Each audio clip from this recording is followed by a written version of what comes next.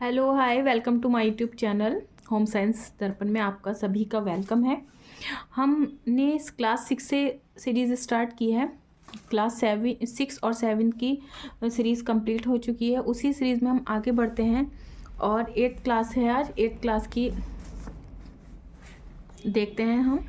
तो ये है इंडेक्स, आप देख सकते हैं सभी टॉपिक यहाँ मेंशन है। अब हम स्टार्ट करते हैं। पहले चैप्टर से हमने क्लास 6 में स्वास्थ्य का अर्थ देखा था, उसके बाद में टाइप्स देखे थे। अब हम यहाँ आ जाते हैं। यहाँ हमें देखिए स्वास्थ्य का पूरा दे रखी है इंट्रोडक्शन और निगरानी। यहाँ पर सिर्फ मैं हाईलाइटेड पॉइंट्स को ही कवर करूँगी, आप पॉज कर बाकी की पढ़ सकते हैं बुक। तो यहाँ है, यहाँ इम्यूनिटी के बारे में दिया गया है। सबसे पहले प्रत्येक व्यक्ति में रोगों से बचाव की प्राकृतिक क्षमता, जो उनमें जो है नेचुरल जो इम्यूनिटी से हमें प्रोटेक्ट करने की क्षमता है, वही हमारी इम्यूनिटी है। जब किसी बीमारी के रोगाणु, जीवाणु या विषाणु शरीर में प्रवेश करते हैं तो साधारणतः शरीर की प्राकृतिक क्षमता उनका मुकाबला करती है। इसका एक बहुत अच्छा एग्जाम्पल अभी रहा है जो कोरोना पिछले सालों में रहा है। तो वो यही था कि जिसकी इम्यूनिटी स्ट्रांग थी उस पर वो इफ़ेक्ट नहीं करता था, लेकिन जिन लोगों की इम्यूनिटी डाउन थी, जस्ट लाइक जो पहले से ही शुगर के पेशेंट रहे हैं, बीपी के रहे हैं, हार्ट के रहे हैं, या जो भी उन्हें अदर डिसीज़ रही थी, जो बहुत जल्दी ही किसी भी इन्वायरमेंट के टच में आने से बीमार पड़ जाते थे, तो उससे रिलेटेड क्या था कि वो यही था कि इम्यूनिटी अगर हमारी स्ट्रांग है तो हम कोरोना से बच रहे थे, और जिन लोगों की इम्यूनिटी वीक थी उन पर जल्दी अटैक कर रहा था। तो इसलिए फिर कोरोना वैक्सीन आई है। तो यहाँ पर टीकाकरण के बारे में बताया गया है। उसके बाद यहाँ से आ जाते हैं, ये हमारे लिए इम्पॉर्टेंट है। यहाँ से हमारे लिए इम्पॉर्टेंट ऐसे हो जाता है, इन शब्दावलियों से क्वेश्चन बनते हैं। जैसे गर्भावस्था में कितने टीके लगते हैं, तो आपको पता है टेटनस के टीके लगते हैं, 2 टीके लगते हैं 4 से 9 मंथ के बीच में। जो 6 से 13 वीक का इन्होंने बताया है, तो जब हमारी प्रेगनेंसी हो जाती है 4 मंथ की, 4 मंथ से 9 मंथ के बीच में जो टीके लगते हैं उसके बारे में यहाँ पर मेंशन है। उसके बाद में जन्म आ जाता है कि आफ्टर डिलीवरी क्या होता है। तो आफ्टर डिलीवरी बीसीजी का टीका लगता है। ये तो बहुत ही ज़्यादा बेसिक सा क्वेश्चन हो गया है। किससे बचाव के लिए ये आ सकता है। उसके बाद में ओरल वैक्सीन दी जाती है पोलियो की यहाँ पर। उसके बाद में 6 वीक में किस तरह से दिया गया है। 10th में क्या होता है, फर्स्ट खुराक कब दी जाती है डीपीटी की, यहाँ से क्वेश्चन बना है, ठीक है। उसके बाद में 14 में कुकुर खांसी किसे कहते हैं, यहाँ देखिए कुकुर खांसी के बारे में है, यहाँ पर दी जाती है। काली खांसी को ही हम कुकुर खांसी कहते हैं। बार्डटेला जो पर्ट्यूसिस बैक्टीरिया होता है। फिर 9 माह में यहाँ से क्वेश्चन बना है, खसरा का टीका लगता है। यहाँ पर सारे टीके मेंशन है। एक और टीका होता है एमएमआर का टीका, वो यहाँ पर मैंने मेंशन कर दिया है। अच्छा, इस तरह से क्वेश्चन आता है कि कौन सी वैक्सीन ओरल दी जाती है, तो वो पोलियो वैक्सीन दी जाती है।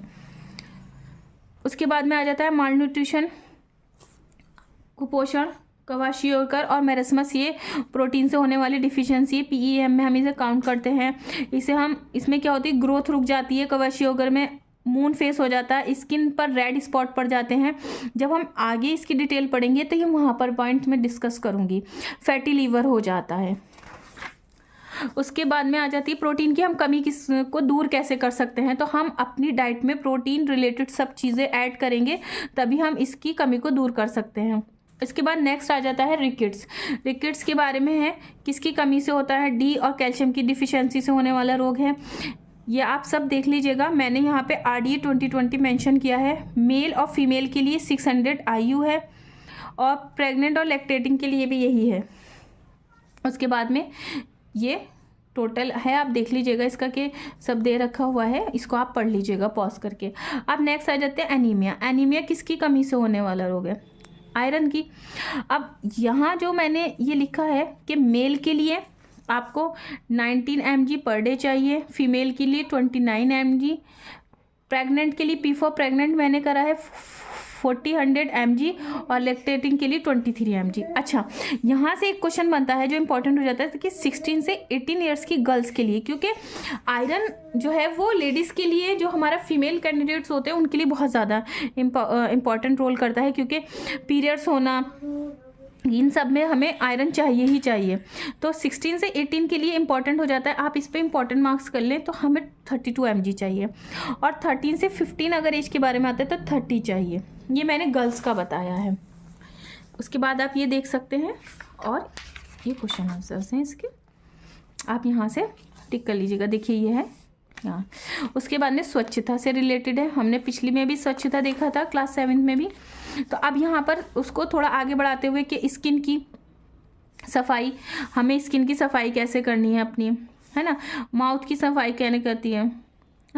उसके बाद में आइस की सफाई के लिए, हाँ, यहाँ सब दे रखे हैं। क्यों, कब, कैसे, या आप इसको एक एक बार सरसरी तौर पर ज़रूर देख लीजिएगा। कान की सफाई, नाक की सफाई। पर्यावरण स्वच्छता से आ गया ये। अब आप इस तरह से क्वेश्चन ज़रूर ऐड कर लीजिएगा अपने नोट्स में कि विश्व पर्यावरण दिवस कब मनाया जाता है। इस तरह से क्वेश्चंस आते हैं। उसके बाद में आ जाता है हमारा प्रिजर्वेशन। प्रिजर्वेशन से क्वेश्चन बनते हैं कि नियंत्रण भोज्य पदार्थों को संरक्षण कहलाता है। क्या होता है प्रिजर्वेशन? जो हम भोज्य पदार्थों को स्टोर करते हैं उन्हीं के बारे में दिया गया है। अच्छा, अब हमें भोज्य पदार्थ ना दो तरह से मिलते हैं, एक शीघ्र नष्ट ना होने वाले भोज्य पदार्थ, एक शीघ्र नष्ट होने वाले भोज्य पदार्थ। शीघ्र नष्ट न होने वाले पदार्थ जैसे दालें हैं, मसाले हैं, सूखे मेवे हैं, घी तेल, इनको टाइम लगता है, हम इन्हें काफ़ी टाइम तक स्टोर कर सकते हैं। लेकिन दूध से बनी सब्जी, दूध से बने पदार्थ, फल, सब्जियां, मांस, अंडों को हम नहीं कर सकते हैं स्टोर ज़्यादा दिन तक। उसके बाद में शीघ्र नष्ट न होने वाले पदार्थों का संरक्षण हम कैसे कर सकते हैं? घरेलू विधि, कीटनाशक, फ्यूमिगेशन विधि है जिसमें ये सब दे रखा है कि ethylene dibromide, ethylene trichloride, carbon tetrachloride. उसके बाद में जो शीघ्र नष्ट होने वाले पदार्थ हैं उनको हम अगर फ्रीज करना चाहें तो किस तरह से? ठंडी विधि, गर्म विधि, निर्जलीकरण विधि जिसे कहते हैं। निर्जलीकरण विधि में क्या है? खाद्य पदार्थों से नमी को हटाना ही निर्जलीकरण होता है। इस विधि में खाद्य सामग्री में उपस्थित नमी धूप द्वारा सूखकर निकल जाती है। जब खाद्य सामग्री में नमी नहीं रहती तो जीवाणु, कवक, एंजाइम सक्रिय नहीं हो पाते हैं। जैसे क्या हम लोग करते हैं कि आपने देखा होगा कि कैसे किशमिश है, हम उसको धूप में सुखा देंगे तो वो सूख जाएगी और हम उसे यूज़ कर सकते हैं। मैं ड्राई फ्रूट में बता रही हूँ। अब इसमें इन्होंने सब्जियों के बारे में जिक्र करा है। हम मेथी, सर्दियों में क्या होता है कि मेथी अच्छी मिलती है, हम उसको सुखा के स्टोर कर लेते हैं, सुखाकर अच्छे से, तो वो पूरे साल चलती है। ऐसी धनिया, अब तो सूखे पाउडर काफ़ी तरह के हैं, अब तो आप टमाटो भी कर सकते हैं, ऑनियन भी कर सकते हैं। तो ये चीज़ है। उसके बाद में परिरक्षण विधि का प्रयोग करके हम इन पदार्थों को सुरक्षित रख सकते हैं। अब मेथड ऑफ प्रिजर्वेशन हम चीनी के साथ, नमक और तेल के साथ। तो नमक तेल का तो हमारा वही दादी नानी के टाइप से ज़माने से ही जो चलती चले आ रहे हैं, अचार, चटनी, मुरब्बे, इन सब चीज़ों में। चीनी में हम फलों का करते हैं जैसे मुरब्बा, जैम, जेली, और नमक से हम अचार, तेल, उसमें तेल डालते हैं तभी वो पूरे साल चल पाता है। हम हर गर्मियों में बनाते हैं ना अचार वगैरह इस तरह से, या और भी बहुत सारे अचार बनाते हैं। आम का अचार, अब सर्दी चल रही है तो हम मूली का अचार बना, हालांकि वो ज़्यादा लंबा नहीं चलता, लेकिन अगर हम तेल वाला बनाते हैं तो वो थोड़ा लंबा चल जाता है। तो ये चीज़ है। मेथड ऑफ फ्रीजिंग, फ्रीजिंग के बारे में है, यहाँ पर आप पढ़ सकते हैं। नेक्स्ट आ जाता है बीमारियां। अच्छा, बीमारियां हमने पहले पढ़ी थी, सांप के काटने से, बिच्छू के, वो बीमारियां नहीं थी, उसके काटने से बचाव, या कुत्ते के काटने से कौन सी बीमारियां हो जाती हैं। तो हमने पिछले में भी देखा था कि सांप के काटने से, बिच्छू से और कुत्ते के काटने से। तो अब हम यहाँ पे उसी सीरीज़ में अब आगे बढ़ते हैं कि यहाँ पे मलेरिया दे दिया है, मादा एनोफिलीज, मादा मच्छर से के काटने से होता है। मलेरिया मादा एनोफिलीज के काटने से होता है। यहाँ लक्षण उनसे बचने के उपाय। फाइलेरिया क्यूलेक्स जाति के मच्छर से होता है, देख सकते हैं आप। जुकाम, उसके बाद में आगे श्वसन संबंधी रोग। तो जुकाम, प्रायः लोग जुकाम को एक साधारण रोग समझकर टाल देते हैं, परंतु ऐसा नहीं है। ब्रोंकाइटिस, नमोनिया तथा क्षय जैसे गंभीर रोग भी एक साधारण जुकाम से प्रारंभ होते हैं। ये आप देख लीजिए। कारण, लक्षण कि क्या होता है, 12 घंटे से 2 दिन का होता है इसका प्रकट होने का टाइम। उपचार, अब उसी में श्वसन में हमने पढ़ा जुकाम, उसके बाद है वॉपिंग कफ। ये रोग मुख्यतः जुकाम के कारण होता है। आवाज़ में परिवर्तन इसका सबसे बड़ा लक्षण है। कभी कभी कंठ से आवाज़ निकलना भी बंद हो जाता है, जब बहुत ज़्यादा आपका कफ हो जाता है तो आवाज़ नहीं निकल पाती है। तो उसके बाद में निमोनिया, जो कि बच्चों को अक्सर हो जाता है सर्दी के मौसम में। नमोनिया को फेफड़ों की सूजन के नाम से भी जाना जाता है। तो क्वेश्चन अगर बनता है कि फेफड़ों के सूजन के नाम से किसे जाना जाता है, तो निमोनिया को। प्रायः एक ही फेफड़ा इससे प्रभावित होता है, कभी कभी दोनों भी हो जाते हैं, जिसे हम डबल नमोनिया कहते हैं। ठीक है, यहाँ लक्षण है, यहाँ उपचार है। उसके बाद में ये छोटा सा आर्टिकल ज़रूर पढ़ लीजिएगा आप, ये है। अब आ जाता है खाद्य पदार्थों में मिलावट। यहाँ से क्वेश्चन हर साल आता है, चाहे वो टीजीटी हो, पीजीटी हो, एलटी में भी पूछा गया है। इसको बहुत हमें केयरफुली पढ़ना है। यहाँ बेसिक से दे रखा है और जैसे जैसे आपका स्टैंडर्ड ऊपर जाएगा और भी क्वेश्चन इसमें ऐड होते चले जाएंगे। सबसे पहले मिलावट के लिए प्रिवेंशन ऑफ फूड अडल्ट्रेशन आया था 1954 में, ये क्वेश्चन आ चुका है, मल्टी टाइम रिपीटेड है। उसके बाद में गेहूं में किसकी मिलावट की जाती है, तो एक क्वेश्चन आ चुका है जिसमें ब्रांडस्ट आंसर था कि जो वो भूसी होती है ना, उस टाइप से मिलावट की जाती है। चावल में, दाल में, ये बहुत कॉमन क्वेश्चन है, आप देख लीजिएगा, ये मल्टी टाइम रिपीटेड क्वेश्चन है। नमक में भी आ चुका है, पिसी धनिया, जीरा, पिसी हल्दी, पिसा मिर्च, काली मिर्च में पपीते के सूखे बीज, हींग में, ठीक है, राई के बीज में भी यही मिलावट की जाती है। आइसक्रीम में किसकी की जाती है, ये आप बताइएगा, ये मैंने दोनों ही ऑप्शन छोड़े हैं। चलिए आइसक्रीम का मैं बता देती हूँ कि आलू की मिलावट की जाती है। केसर, मिठाई वाले रंग, चाय, बेसन, शहद, चीनी, सरसों का तेल, ये मतलब काफ़ी टाइम रिपीटेड क्वेश्चन है। और इसमें जब इसकी मिलावट की जाती है तो सबसे ज़्यादा इससे क्या प्रभावित होता है, तो जो हमारा न्यूरो सिस्टम होता है ना वो, और लकवा जैसी जो है ना हमें प्रॉब्लम देखने को मिल जाती है अगर इस तरह की मिलावट की जाती है। उसके बाद में ये है दूध में किस चीज़ की। अच्छा, क्या प्रभाव है ये देखते हैं, आओ जाने। दूध में क्या होता है कि कपड़े धोने का सोडा, यूरिया, ये तो आपने देखा होगा कि फेस्टिवल सीज़न जब होता है तो जो स्वीट्स की शॉप होती हैं उस पर छापे पड़ते हैं और इस तरह की चीज़ें खूब ज़्यादा पकड़ी जाती हैं। और इसके बाद सरसों का तेल, ये आप देख सकते हैं, देखिए ये हो गया, यहाँ है देखिए, लकवा मार जाता है, देखिए है ना। सुस्ती, बेचैनी, धड़कन बढ़ने की बीमारी, कैंसर तक हो सकता है, मतलब मिलावट से। इसलिए food preservation of food adulteration act आया था। अरहर दाल से, खेसरी दाल से, इतना ज़्यादा कॉमन क्वेश्चन है, बार बार मल्टी टाइम रिपीट हुआ है। पिसी हल्दी से है। हरी सब्जियों में, अच्छा हरी सब्जियों का भी अभी पिछले दिनों मैंने देखा है कि वीडियो भी वायरल हो रही थी कि वो बिल्कुल मुरझा गई थी सब्जियां और उनको एक केमिकल में डाल के वो कुछ ही सेकंड में फिर से फ्रेश हो रही हैं। सब्जी वाले तो उन्हें बेच देंगे, लेकिन वो कितना हार्मफुल है हमारे लिए ये आप जानते हैं।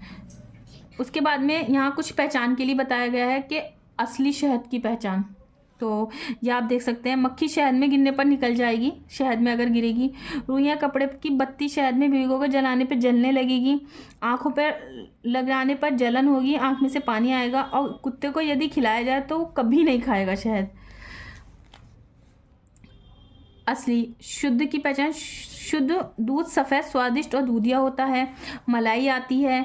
एक बूंद शुद्ध दूध को एक बूंद जब हम किसी समतल चिकनी सतह या हथेली पर छोड़ी जाती है तो अपने स्थान पर स्थिर होकर पड़ी रहती है, मतलब वो एज इट इज़ ऐसी ही रहेगी जो ड्रॉप अगर हम डालेंगे। और मिलावट क्या है, वो तुरंत बहकर फैल जाती है, यानी कि फिसल जाएगी। यहाँ आप देख सकते एग मार्क के बारे में क्वेश्चन आ चुका है, या आप पढ़ लीजिएगा एक बार। देखिए यहाँ आप समझेंगे कि भाई इतना बेसिक से पढ़ा रहे हैं, लेकिन बेसिक से क्या है, ये चीज़ें हमें थोड़ा मॉडरेट हो जाएंगी तो ये चीज़ें हमें देखने को नहीं मिलती हैं। तो यहाँ से हमें एक बेसिक भी क्लियर हो जाएगा। ये इसके क्वेश्चंस हैं, यहाँ पे इसकी फिल इन द ब्लैंक्स हैं, आप इसको देख लीजिएगा। अब आ जाता है प्राथमिक उपचार, फर्स्ट एड। हमने पहले थोड़ा सा फर्स्ट एड बारे में पढ़ा था क्लास 6 में, फिर उसके बाद फर्स्ट एड बॉक्स में क्या क्या होना चाहिए हमने क्लास 7th में पढ़ा। उसके बाद में अभी ये प्राथमिक उपचार में तीव्र ज्वर के बारे में दे रखा हुआ है। तो तीव्र ज्वर में हम देखते हैं कि औसत तापमान से क्वेश्चन मल्टी टाइम रिपीटेड है, कितना होना चाहिए। तो तीव्र ज्वर आप यहाँ से पढ़ सकते हैं। यदि ज्वर अत्यधिक है किंतु पैर ठंडे हैं तो ऐसी स्थिति में उसके पैरों को गर्म रखने के लिए गर्म पानी की बोतल रखनी चाहिए। गीले वस्त्र, अगर 101 बुखार है तो हम वो पट्टी करते हैं। उसके बाद में 3 और 4 हो गया तो सिर पर ठंडे पानी की पट्टी रखनी चाहिए। जो कम ना हो रहा हो तो फ़ौरन ही तुरंत हमें डॉक्टर को बुलाना चाहिए, डॉक्टर को के पास लेकर जाना चाहिए। लू लगना, जलना, झुलसाना और उसका उपचार है तेज़ाब से जलना अत्यधिक गंभीर है। जिस स्थान पर गिरता है उसे तुरंत जला देता है। यदि किसी भाग पर तेज़ाब गिर पड़े तो उस भाग को तुरंत अमोनिया के घोल से धोना चाहिए। ध्यान रहे पानी से कभी नहीं धोना चाहिए, ये पॉइंट इम्पॉर्टेंट है। बिजली से जलना, उसके बारे में उपचार। निर्जलीकरण, डिहाइड्रेशन की प्रॉब्लम जो हो जाती है कि हमारे शरीर में लगभग 75% से पानी होता है। यदि किसी कारणवश शरीर में इसकी कमी हो जाती है तो हम उसे डिहाइड्रेशन कहते हैं। ये लक्षण हैं, ये उपचार है। सिर पर चोट लगना, क्या करना है? अच्छा, सिर पर चोट लगने पर कितनी पट्टियों का यूज़ किया जाता है, ये क्वेश्चन आ चुका है। लास्ट टाइम TGT 2001 में भी क्वेश्चन आया था। हड्डी का टूटना, यहाँ से भी क्वेश्चन आ चुका है। साधारण हड्डी टूटना, इस प्रकार की अस्थि टूटती अवश्य किंतु अपने स्थान पर ही बनी रहती है, तो वो सिंपल है। देखिए ये दिखा रहे हैं यहाँ पर, ठीक है। पचड़ी यानी कि इस प्रकार की टूटना खतरनाक है। एक सिरा एक दूसरे में घुस जाता है, यानी कि ये देखिए यहाँ दिखा रहे हैं, एक सिरा टूटकर दूसरे में घुस जाना। संयुक्त टूट, त्वचा को फाड़कर बाहर आ जाती है। कच्ची मतलब इस प्रकार की टूट में हड्डियाँ टूटती तो नहीं बल्कि लचक जाती हैं, जैसे बच्चों की। एग्जाम्पल फॉर यहाँ लक्षण है, यहाँ उपचार है, यहाँ निष्कर्ष है। तो वीडियो ज़्यादा लंबी हो जाएगी, मैं इसको 2 पार्ट्स में डिवाइड करती हूँ। यहाँ मैंने 6 चैप्टर आपके निपटा दिए हैं। नेक्स्ट में यहाँ सिलाई कला से स्टार्ट करूँगी, तो दूसरी वीडियो ज़रूर देखिएगा। आपको वीडियो अच्छी लगी है तो प्लीज़ लाइक करिए, सब्सक्राइब करिए और शेयर कीजिए। और अगर आप इसके नोट्स चाहते हैं तो मेरा व्हाट्सअप चैनल ज्वाइन कर सकते हैं आप। ये सीरीज़ कंटिन्यू चलेगी। इस 8th क्लास की दूसरी वीडियो आएगी, उसके बाद में हम क्लास 6, 7, 8 के तीनों बुक्स के मिला के क्वेश्चन सीरीज़ लाऊंगी मैं। तो प्लीज़ आप ज़रूर चैनल से जुड़ जाइए, लाइक करिए, सब्सक्राइब करिए और शेयर कीजिए। Thank you so much.